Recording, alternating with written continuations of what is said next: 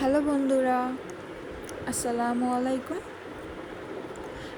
আজকে তোমাদের জন্য নিয়ে এসেছি ইউনিক একটা রেসিপি।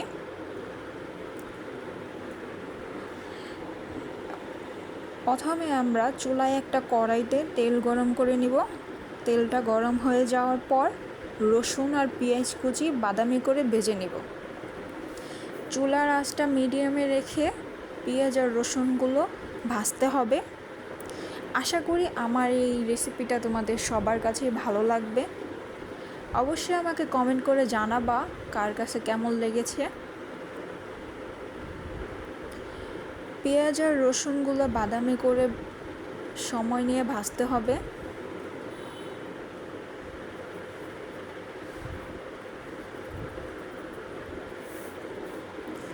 ভাজা শেষ। এখন আমি এখানে পরিমাণ মতো ধনিয়ার গুঁড়ো আর হলুদ গুঁড়ো আর স্বাদ মতো লবণ দিয়ে দিচ্ছি।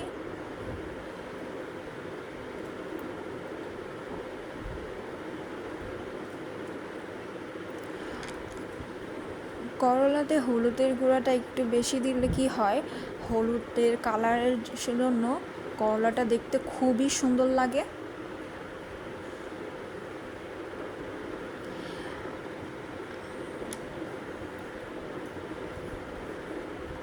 আমি এখানে কিছুটা চিংড়ি মাছ দিয়ে দিলাম। চিংড়ি মাছগুলো কেটে ধুয়ে সুন্দর করে পানি ঝরতে দিয়েছিলাম।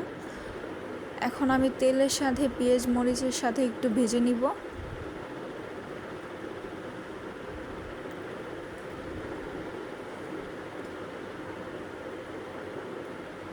মাছটা কিন্তু অবশ্যই একটু সময় নিয়ে ভাজবা।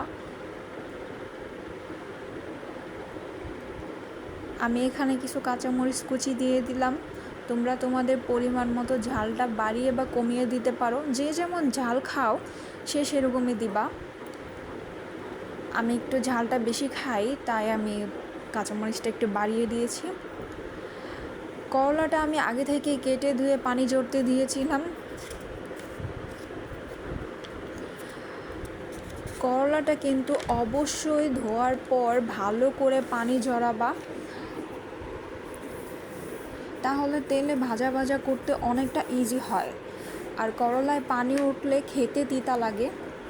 দেখো, আমি চুলার আঁচটা মিডিয়ামে রেখে করলাটা খুব সুন্দর করে রান্না করে নিলাম। দেখতেই কতটা লোভনীয় লাগতেছে।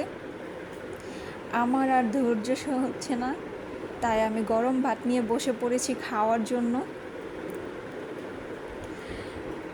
গরম ভাতের সাথে করলা ভাজি খেয়ে দেখো, অসাধারণ হয়েছে।